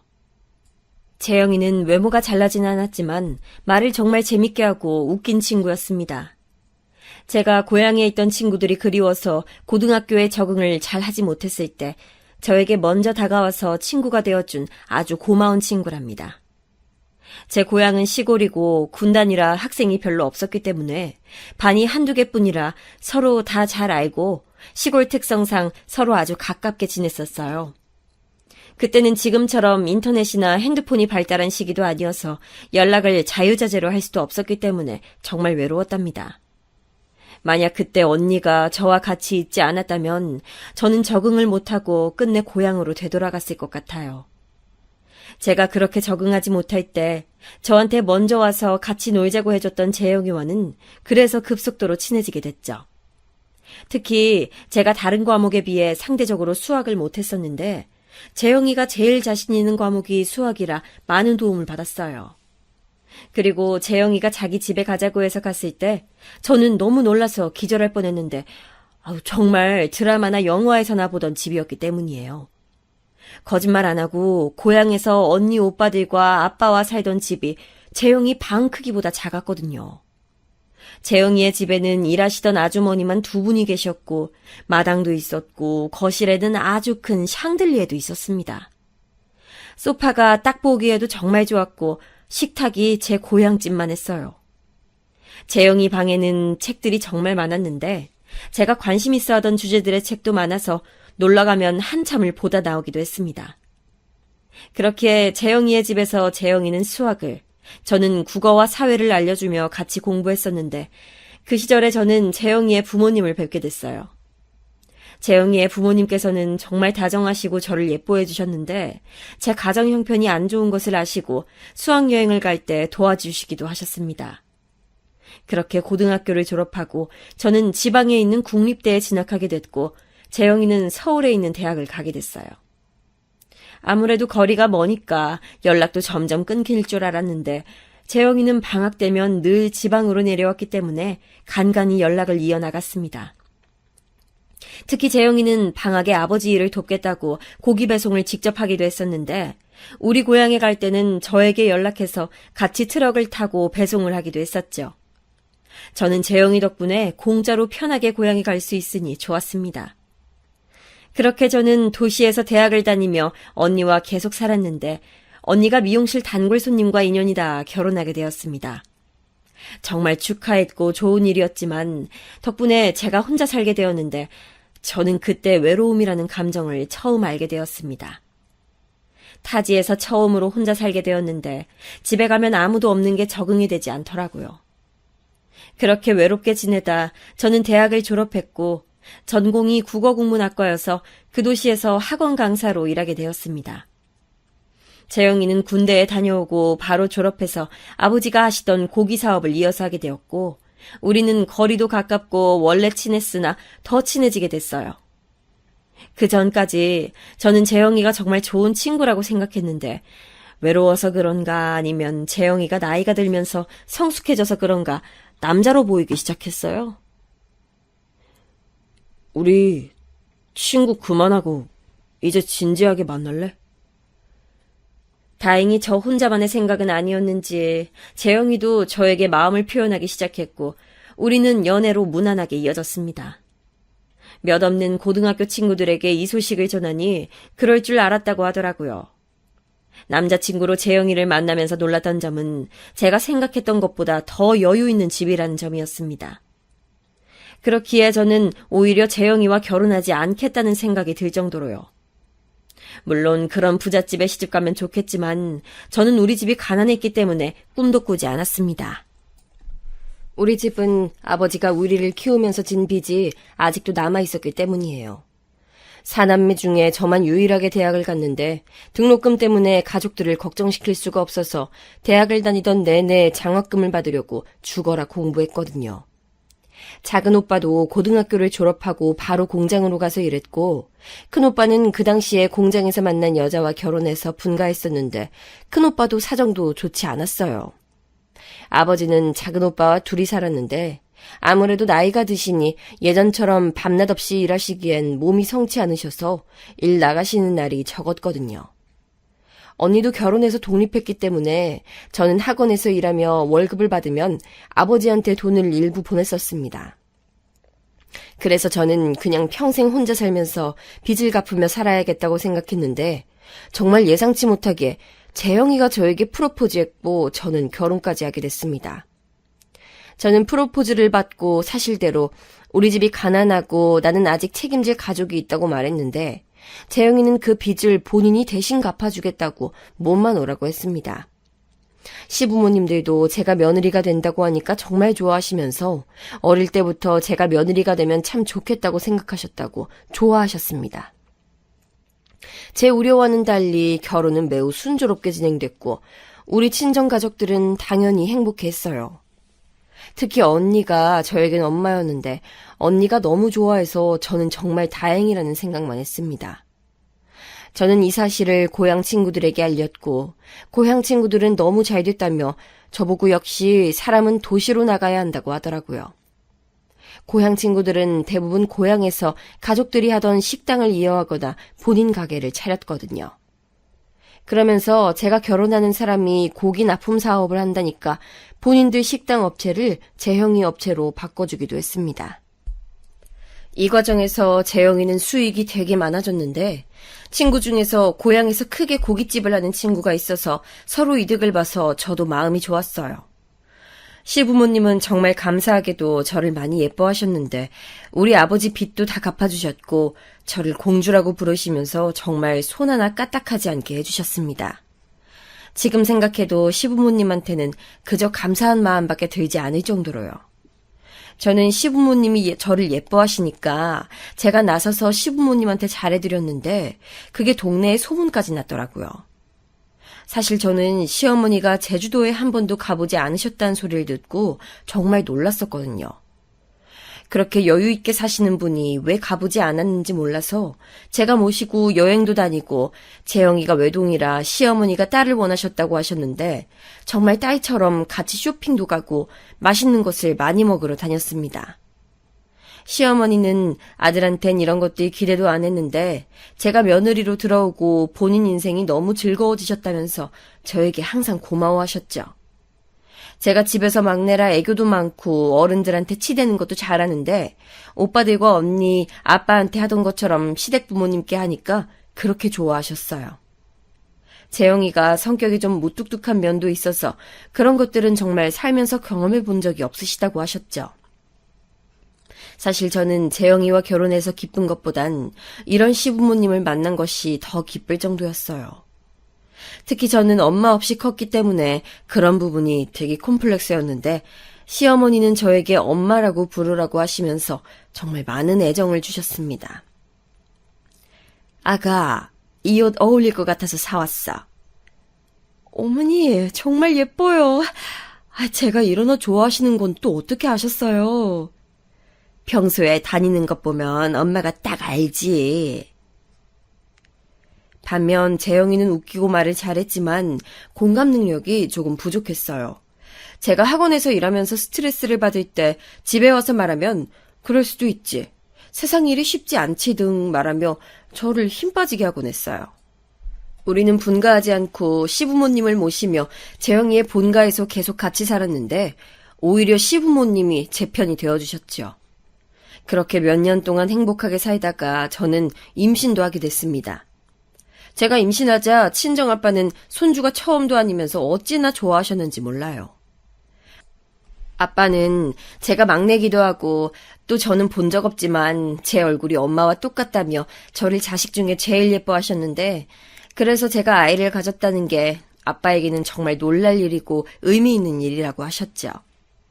오빠들과 언니도 무척 기뻐했는데 특히 작은 오빠는 결혼하지 않고 아버지와 둘이 살아서 조카들에 대한 애정이 매우 큰 편이라 나오지도 않은 제 아이를 위해 양말까지 사놓았답니다. 시부모님도 당연히 정말 좋아하셨어요. 특히 시아버지가 감정 표현이 그렇게 다양하신 분은 아닌데 제가 고등학교 때 시아버지를 본 이후로 제일 크게 좋아하셨던 기억이 나요. 그리고 시어머니는 임신한 것은 너무 축하하지만 저를 위해서라도 학원을 그만두는 것은 어떠냐고 하셨어요. 제가 어릴 때부터 몸이 자주 아팠고 결혼하고도 종종 몸살이 나곤 했는데 그게 걱정이 되셨나 보더라고요. 저는 그렇게 시어머니의 권유에 따라 학원을 그만두었고 집에서 태교에 집중했습니다. 시어머니는 백화점에서 온갖 몸에 좋은 것들을 사오시고 또 저에게 좋은 것들을 듣고 봐야 아기가 건강하게 나온다고 하시며 매일 좋은 말씀을 해주셨어요. 그렇게 저는 아주 건강하게 아무 탈 없이 천사 같은 아들을 낳게 되었습니다. 걱정과 달리 아들은 심지어 우량아로 튼튼하게 태어났는데 시부모님은 제가 아들을 낳자 대를 이었다고 하시며 저를 복동이라고 부르셨어요. 그리고 우리 친정아빠에게도 이렇게 귀한 딸을 보내주셔서 감사하다고 인삼과 질 좋은 고기를 보내주셨죠. 친정아빠도 시골에서 작은 오빠 차를 타고 저를 매일같이 보러 오고 저는 축복 속에서 아이를 맞이했습니다.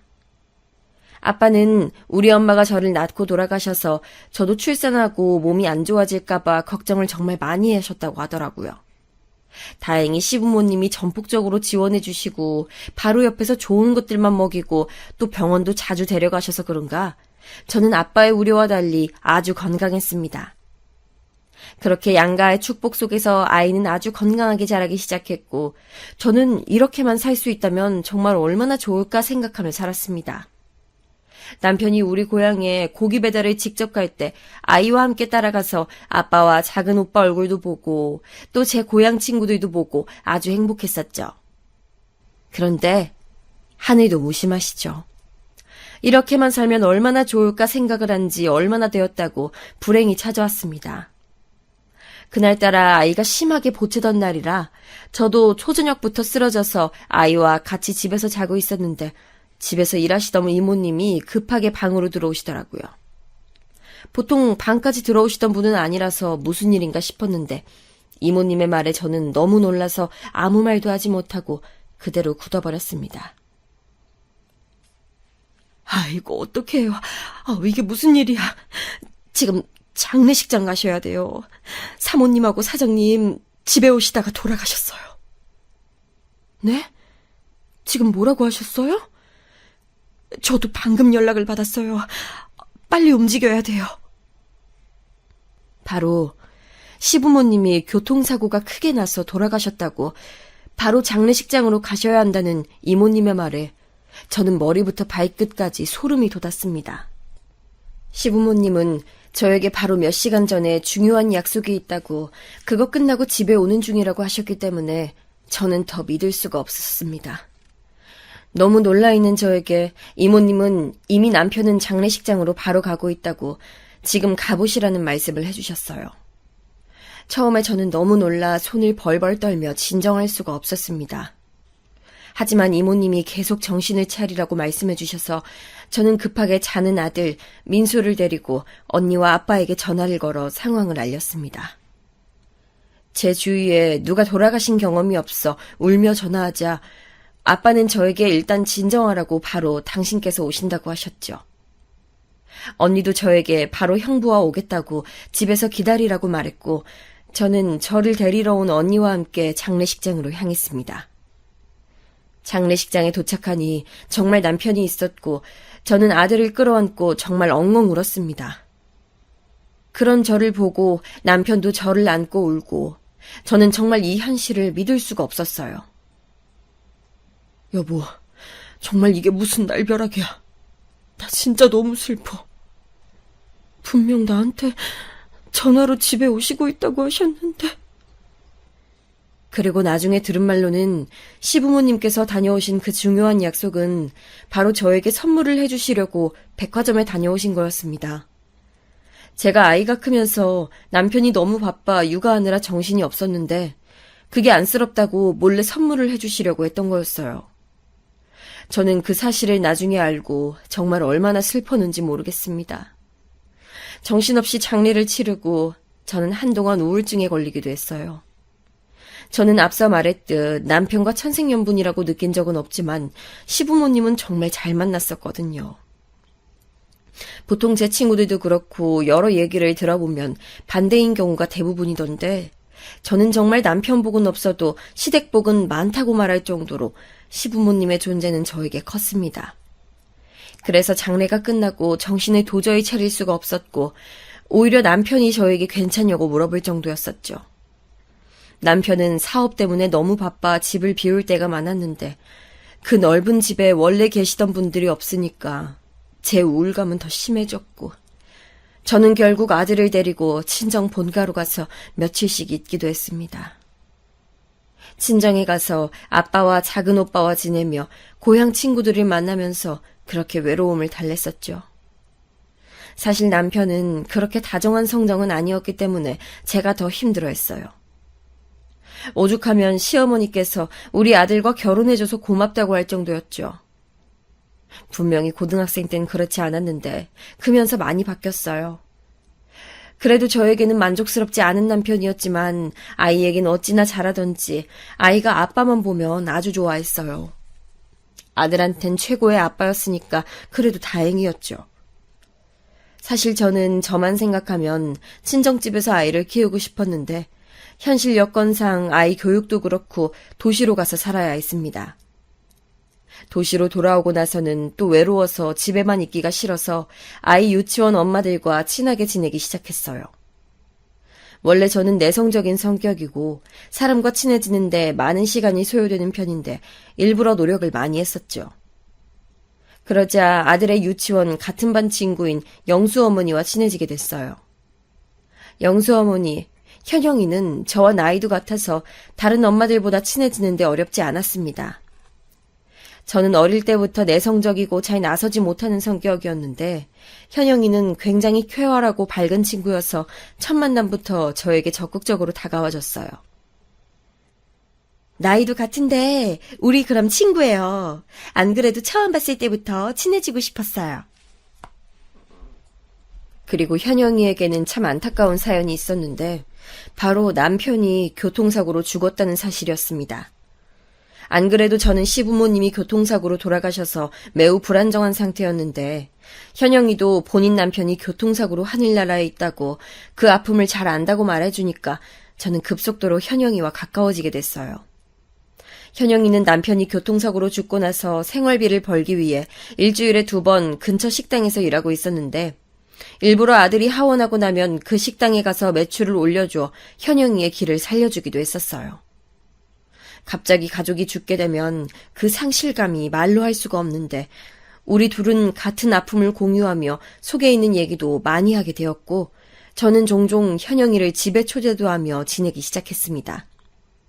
또 현영이가 식당에 일하러 가는 날에는 아이가 혼자 종일반에 있어서 너무 안타깝고 하길래 제가 대신 데리고 집에서 영수를 우리 아들과 같이 봐주기도 했어요.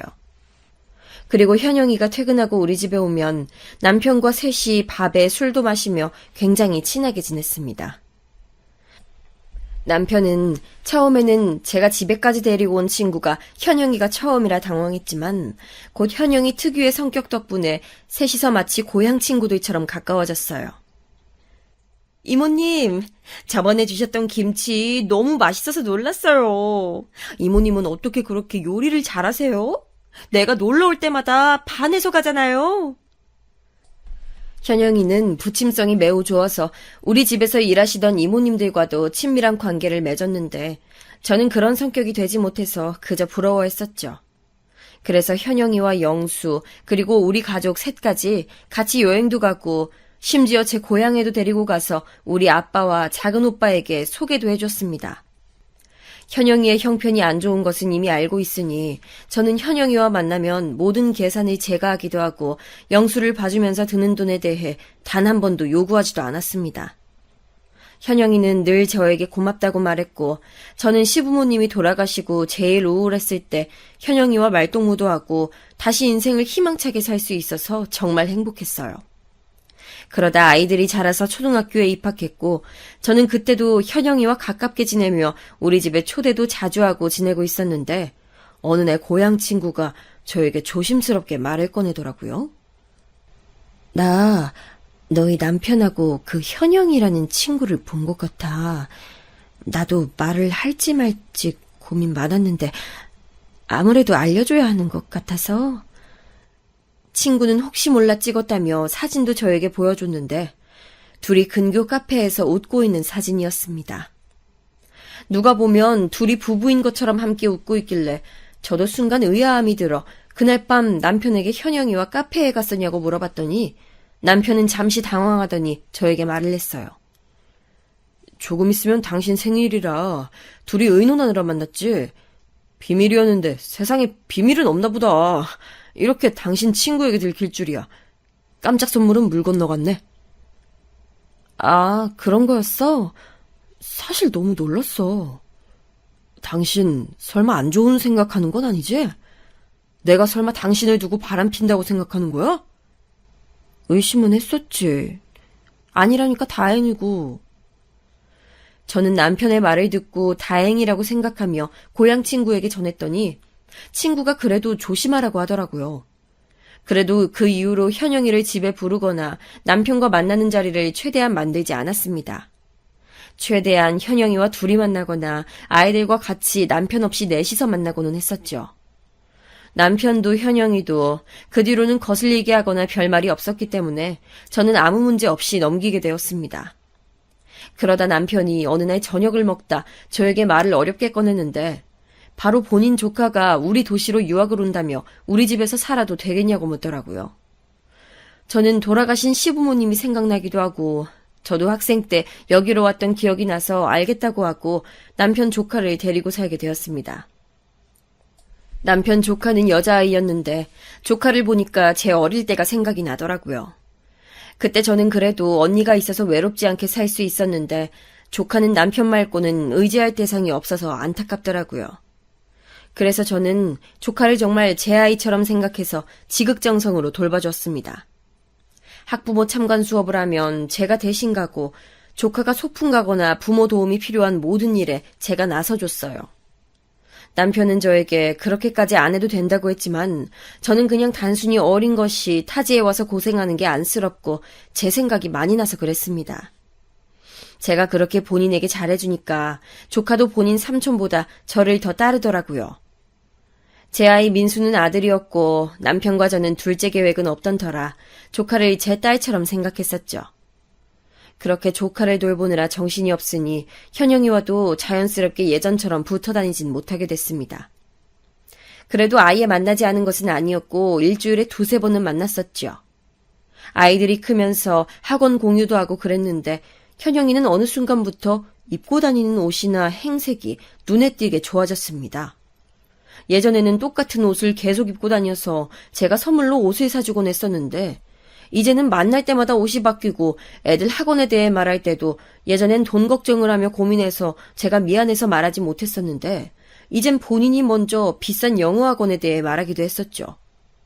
저는 예전과는 다른 모습에 의아한 마음이 들었지만 이유가 어찌되었든 현영이가 만족하며 살면 다행이고 형편이 안 좋아진 것이 아니고 좋아진 거니까 다행이라고 생각했습니다. 그리고 그맘때쯤 친정아버지가 아프기 시작하셨는데 그래서 저는 조카와 아들을 챙기고 또 아버지를 챙기느라 무척 바빠졌어요. 친정아버지는 제가 태어났을 때부터 아니 그 전부터 건설 현장에서 일하시느라 몸을 몇십 년 넘게 쓰셨는데 그래서 원래 몸이 좋은 편은 아니었어요. 자주 잔병치레가 있으셨고 현장에서 일하시다 다쳐서 오는 경우도 종종 있으셨습니다. 그런데 어느 날은 복통이 너무 심하다고 하시며 쓰러지셔서 작은 오빠가 동네 의원에 데리고 갔는데 처음엔 의사가 너무 오래 현장에서 일하셔서 그런 것이라고 했는데 그 이후로도 계속 아버지가 쓰러지는 일이 빈도가 줄면서 발생하자 큰 병원으로 가보라고 했다고 하더라고요. 그렇게 작은 오빠가 친정아버지를 데리고 우리 지역으로 와서 병원에 갔는데 거기서 아주 충격적인 소리를 들었습니다. 선생님, 아버지 증상이 왜 그런 거죠? 요즘 더 심해지셨어요. 이런 말씀드리기 참 곤란하지만 환자분 지금 암에 걸리셨어요. 왜냐하면 아버지는 위암 말기였기 때문이에요. 초기도 아니고 말기고 의사는 우리 남매에게 살 날이 얼마 남지 않으셨다고 말씀했습니다. 병원 치료에 의존해서 생명을 몇 개월 늘리느니 차라리 가족분들과 여생을 보내는 게 훨씬 나을 것 같다 하셨죠. 그러면서 이 정도까지 될 때까지 고통 때문에 힘들었을 텐데 일부러 가족들 생각해서 말을 하지 않은 것 같다고 아버지를 잘 챙기라고 하더라고요. 저와 작은 오빠는 그 말을 듣고 얼마나 울었는지 모르겠습니다. 이 사실을 바로 큰 오빠와 언니에게도 알렸고 아버지에게도 사실대로 말했더니 아버지도 무슨 치료냐고 살 만큼 사셨다고 최소한의 치료만 하면서 고향에서 여생을 보내고 싶으시다고 하셨어요. 그래서 정말 대학병원에서 최소한의 치료만 하셨는데 저는 암 치료가 그렇게 비싼 줄 그때 처음 알았습니다. 그리고 아버지는 시골에 사셨기 때문에 병원 진료를 하러 제가 사는 곳에 오실 때마다 택시를 타셨는데 그 돈도 만만치 않았고요. 남매가 다 돈을 모았지만 사실 어릴 때부터 가난하게 자랐고 또 큰오빠와 언니는 이미 가정이 있어서 돈을 많이 내는 것이 무리였습니다. 제가 그나마 형편이 제일 좋았지만 저도 수입이 없어 오로지 남편의 돈이라 어느 순간이 되니 눈치가 보이더라고요. 저는 남편에게 생활비를 받아서 썼었는데 그 돈으로는 병원비를 감당하기가 무리였습니다. 작은 오빠는 공장에 가서 번 돈을 아버지와 살면서 생활비로 부담했기 때문에 차마 작은 오빠에게 돈을 더 내라고는 하지 못했고 큰 오빠는 3남매를 낳고 키우고 있었기 때문에 이미 오빠 가정을 유지하기에도 힘든 상황이었어요. 언니도 지극히 평범하게 살았기 때문에 큰 돈을 내진 못했고 결국 제가 거의 다 부담하게 됐습니다. 또한 병원에서 아버지가 돌아가시기 전에 많은 경험을 해달라고 했기 때문에 제가 무리해서 언니 오빠들과 아버지를 데리고 여행도 다녔어요. 정말 다행히 아버지는 병원에서 반년도 채우지 못할 것이라고 했던 것과 달리 1년 넘게 투병하시고 돌아가시게 되었습니다. 시부모님의 사고와 달리 친정아버지는 어느 정도 예상을 할 수 있었지만 그래도 슬픈 마음은 똑같더라고요. 아버지는 우리 남매에게 하신 마지막 말씀도 미안하단 말씀이었어요. 정말 혼자서 4남매를 키우시느라 온갖 고생만 다 하고 가신 아버지를 보내려니 마음이 너무 아팠습니다. 그런데 정말 더 마음이 아팠던 것은 바로 남편 때문이었어요. 남편은 제 가정 환경에 대해 잘 알고 있었고 제가 아버지를 얼마나 생각하는지도 알고 있었습니다. 그런데 제가 친정아버지 병원비를 대느라 생활비가 부족하니 남편에게 돈을 달라고 했던 적이 꽤 있었는데 저에게 왜 저만 자식이 아닌데 혼자 부담하냐고 하긴 했었어요. 그때는 저도 남편에게 미안하기도 했지만 상황이 다들 안 좋으니 우리가 더 여유가 있으니 조금만 도와달라고 했었거든요. 남편은 친정아버지가 돌아가시자 본인은 할 만큼 했다며 장례식 돈을 주지 않겠다고 했습니다. 제가 정말 마지막이라고 이번 일 이후로는 우리 가족에게 들어갈 돈은 없을 거라고 부탁했지만 들은 척도 하지 않더라고요. 남편하고 성격이 그렇게 맞지 않다고 느끼긴 했지만 저렇게 남편이 우리 친정아버지가 돌아가셨는데도 매몰차게 나올 줄은 정말 상상도 하지 못했습니다. 제가 정말 마지막으로 한 번만 도와달라고 했더니 남편은 심지어 저에게 이렇게 말하더라고요. 당신 아버지 그만하면 호상인데 무슨 장례를 치러? 당신은 나처럼 외동도 아니면서 뭘 그렇게 혼자 다 부담을 해? 나도 돈 없어. 몰라. 저는 저 말을 듣고 너무 충격을 받아 그 자리에서 석고상처럼 굳어 아무것도 할 수 없었습니다. 그러면서 저는 제가 왜 우리 아빠 장례비도 주지 않는 남편의 부모를 그렇게 챙겼고 조카까지 딸처럼 생각했을까 후회가 되기도 했어요. 결국 저는 고향 친구들에게 이 사실을 털어놓게 되었고 고향 친구들이 발벗고 나서주어 겨우 장례비를 마련하게 됐습니다. 오히려 가족인 남편보다 고향 친구들이 제 슬픔에 공감과 위로해 주었고 더 많이 울어주는 상황이 일어났어요.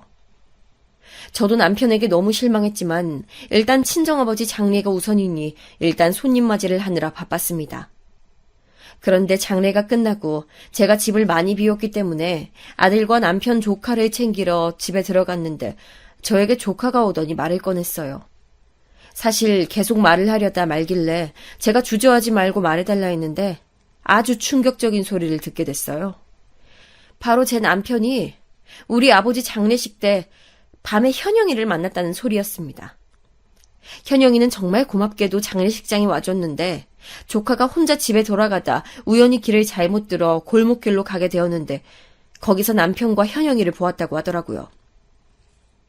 그냥 둘이 있었으면 말을 하지 않았을 텐데 둘이 끌어안고 누가 봐도 불륜이라고 했습니다. 저는 정말 너무 충격을 받았고 이제야 왜 남편이 저에게 점점 냉담해졌고 아버지 장례비까지 아까워했는지 이해가 가기 시작했어요. 저는 남편 성격이 점점 변해도 나이가 들면서 자연스럽게 변한 줄 알고 최대한 그 성격에 맞춰주려고 노력했었는데 남편은 오히려 바람을 피우고 있었더라고요. 그러면서 예전에 제가 현영이와 친하게 지냈을 때 근교 카페에서 둘을 발견했던 친구가 해줬던 말도 생각이 났습니다. 이미 그때부터 저 몰래 둘이 살판났던 것 같았던 게 마침 제가 그 이후에도 남편 조카를 돌보느라 바빴고 그 이후엔 우리 친정아버지가 아프셔서 돌보느라 바빴었기 때문입니다. 그리고 이제야 왜 현영이가 갑자기 생활 형편이 나아졌는지 이해가 가기 시작했어요. 저는 단순히 일하는 요일이 늘었거나 혹은 다른 좋은 일이 생겼나 보다 했었는데 알고 보니 남편이 돈을 주었기 때문이더라고요. 그것도 모르고 저는 현영이 형편이 안 좋다고 예전처럼 만나지 않아도 종종 챙겨주곤 했었죠. 전 이미 머리로는 알고 있었지만 차마 제 입으로 남편에게 너 바람났냐고 묻지를 못하겠더라고요. 아마 슬프게도 남편은 예전과는 달리 수긍할 것 같아서 그랬던 것 같아요. 당장 바람났다는 것을 알고 제일 먼저 든 생각은 아들이었습니다. 남편이 저에게 저렇게 매정했던 것과는 달리 아들한텐 정말 잘했기 때문에 아들에게 이 사실을 알려야 하는 건지 아니면 그냥 내가 꾹 참아야 하는 건지 고민이 많이 됐어요. 조카도 제 아들이 걱정된다고 말하면서 저에게 삼촌보다 외숙모가 더 좋았기 때문에 말하는 거라 하더라고요. 제가 여기 살면서 삼촌한테는 실망만 했는데 외숙모한테는 도움만 받아서 그냥 지나칠 수가 없었어요. 저는 이 사실을 저에게 알려준 조카에게는 그저 고마운 마음만 들었습니다. 남편이 변했다는 사실을 알고 있었지만 이렇게 확실히 확인 사살을 받으니 마음이 너무 아팠지만 저는 이 사실을 가족들에게 알리지도 못했습니다.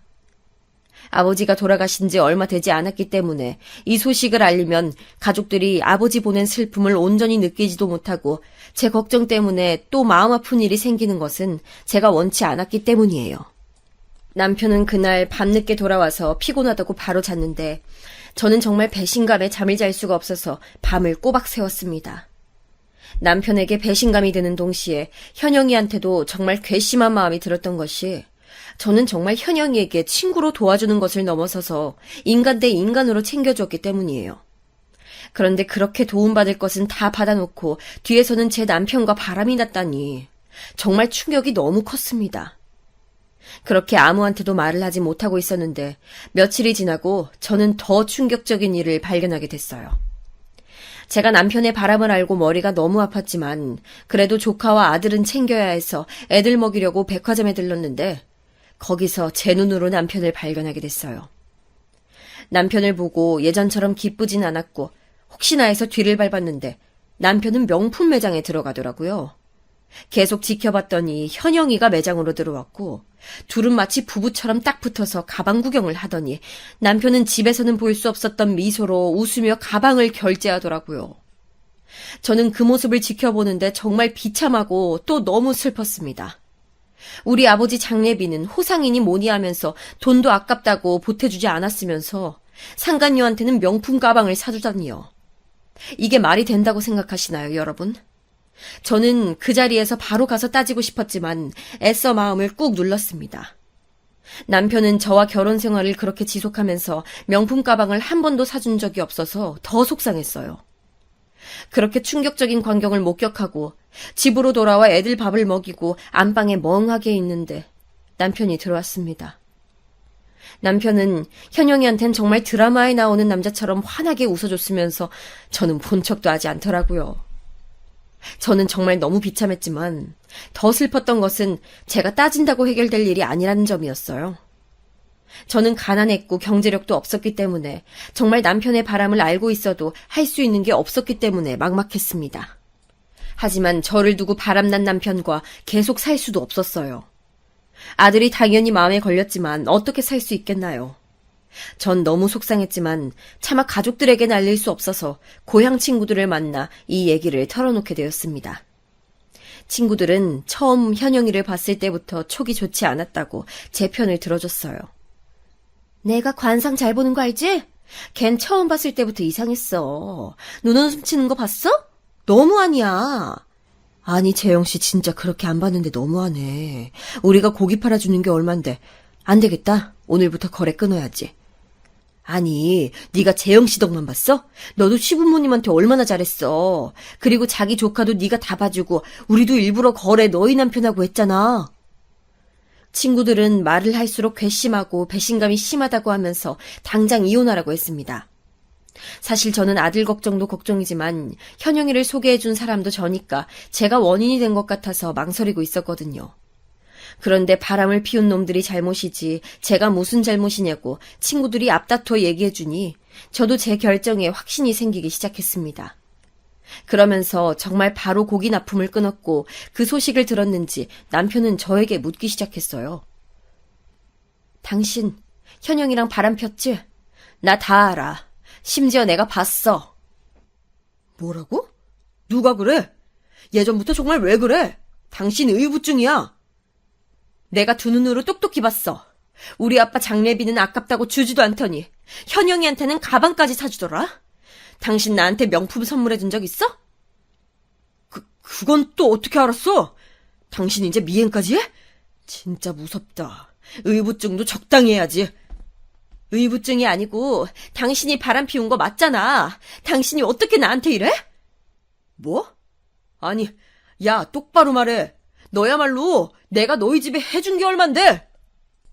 이 대화를 시작으로 남편과 저는 이혼하기로 했고 저는 가족들에게도 이 소식을 알렸습니다. 제가 속상해서 울면서 사실 장례비도 주지 않으려고 했었다고 하니 오빠들과 언니는 당장 이혼하라고 했어요. 저는 현영이한테 연락해서 내 남편과 바람 피웠냐고 하니까 글쎄 남편과 반응이 똑같았어요. 저보고 미행했냐고 무섭다고 막 그러길래 제가 불륜은 무섭지 않냐고 하니까 당당하더라고요. 저렇게 철판을 깔아야 불륜도 할 수 있나 봐요. 제가 이 소식을 고향 친구들에게 알리니까 친구들은 이대로 당할 수는 없다고 하며 아주 통쾌하게 복수해줬어요. 친구들은 고향 토박이었고 크게 장사를 하는 친구들은 제가 사는 도시의 상인회와도 아주 친했는데 남편이 바람났고 아주 몹쓸 놈이라고 소문을 내줬어요. 덕분에 남편은 입소문으로 사업이 크게 휘청하게 되었고 그렇게 잘 나가던 고기 장사도 접게 되었습니다. 그리고 친구들은 초등학교 행사에도 따라와서 현영이 아들을 보고 제가 그 유명한 불륜녀 아들이냐고 손가락질했고 현영이는 그 소문을 견디기 힘들었는지 어디로 사라졌어요. 남편은 현영이도 떠나고 본인 사업도 망해버리자 저에게 무릎 꿇고 본인이 미쳤었다고 이제 앞으로 절대 바람 피우지 않겠다고 저보고 제발 본인을 떠나지 말라고 빌었습니다. 저는 남편을 보면서 시부모님이 그렇게 애써서 키우신 사업을 망쳐버린 소감이 어떠냐고 하니까 땅을 치며 울더라고요. 그렇게 불륜을 저에게 걸렸을 때도 당당하다니 사업이 망해버리자 마음이 급해졌나 봅니다. 심지어 남편은 아들한테는 잘했다고 제가 말했잖아요. 저는 아들에게 사실대로 아빠가 영수 엄마와 바람나서 엄마는 이제 아빠와 살지 않겠다고 했더니 아들은 남편 말고 저를 따라온다고 하더라고요. 남편은 아들이 자기를 선택하지 않고 얼굴도 보기 싫다고 했던 것이 정말 충격이었는지 저에게 갑자기 고등학교 때 얘기를 하더라고요. 우리 학생 때 좋았잖아. 당신 기억나? 우리 좋았어. 도대체 지금 와서 얘기하면 뭐해. 그렇게 좋았던 우리 사이 불륜으로 이렇게 된 거 다 당신 때문이야. 내가 잘할게 자기야. 제발. 남편은 사업도 망하고 본인 평판도 망하자 끊임없이 저에게 매달렸어요. 심지어 현영이는 도망치듯 다른 곳으로 이사가서 연락도 되지 않으니까 정말 세상에 본인만 남게 되었던 거죠. 남편 조카는 마침 졸업하고 대학에 가게 되어 집을 나갔고 남편은 주위에 아무도 남지 않게 되었습니다. 급기야 이혼해주지 않겠다고 들어누워서 저는 그동안 모았던 증거들을 법원에 제출까지 하게 됐어요. 당연히 법원에서는 이혼을 받아들였고 남편은 위자료까지 저에게 줘야 합니다. 저는 그렇게 아들을 데리고 고향으로 돌아왔어요. 아들의 교육을 위해 도시에 남을까 생각도 했지만 당장 제가 너무 머리가 복잡해서 잠시 고향으로 왔습니다. 고향으로 돌아오니 참 좋더라고요. 비록 우리 친정아버지는 안 계시지만 정말 든든한 제 고향 친구들과 작은 오빠가 있으니 마음이 얼마나 편한지 모르겠어요. 친구들은 저에게 그 썩을 놈 다시 연락 오면 본인들에게 말하라고 낯들고 찾아가겠다고 했습니다. 이렇게 든든한 친구들과 가족들이 있는데 왜 그동안 고민했던 걸까요? 생각해보면 저는 결혼 생활 내내 사실 남편과 그렇게 좋은 기억이 있지도 않습니다. 그 시절 좋았던 것들을 생각하면 죄다 시부모님과 관련돼 있었어요. 사실 시부모님만 생각하면 아직도 눈물이 나요. 그분들은 정말 좋으셨으니까요. 하지만 그렇다고 남편과 계속 살 순 없었죠. 남편은 그 뒤로도 잊을만하면 연락이 왔지만 제가 이제 차단해서 이제는 어떻게 사는지 알 수 없습니다. 제 고향을 알고 있으니 올 수도 있는데 남편을 보면 낯들고 찾아온다는 친구들의 협박이 통했는지 코빼기도 보이지 않아요. 저는 그래서 요즘 아들과 제 친정집에서 아주 행복하게 지내고 있습니다. 파란만장했던 제 인생과 결혼 생활 얘기는 여기까지입니다. 끝까지 들어주신 여러분 정말 감사합니다. 여러분들 인생에서는 늘 좋은 일만 있길 진심으로 바랍니다.